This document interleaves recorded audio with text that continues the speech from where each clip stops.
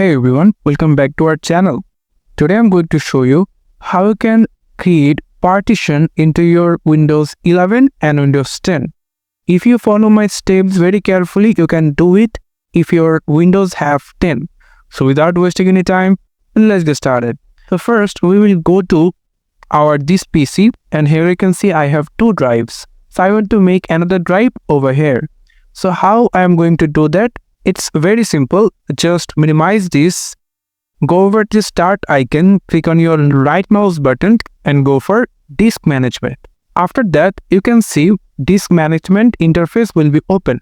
So if you maximize it, and you can see I have only two drive over here. So I want to create another drive or another partition in my D drive. If I click on my right mouse button and if I click on the shrink volume, click on that, and you can see if I choose like 10 GB, so I can give 10,000 and then click on shrink. And you can see I have 9.77 GB. It's about 10 GB. So I'm going to click on right mouse button. First of all, you need to click on that and click on your right mouse button and go for the new simple volume. Click on that, and if you click on next over here, you can see this is total amount of your disk space.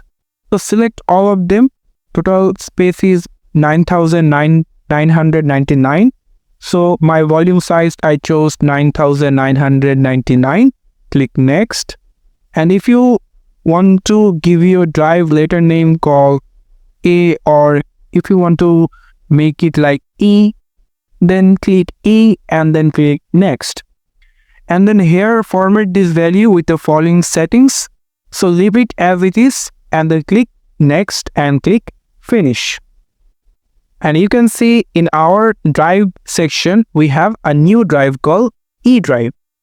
So if I minimize it and go for this PC again, you can see over here, this is our new drive, and we create this partition with this simple method.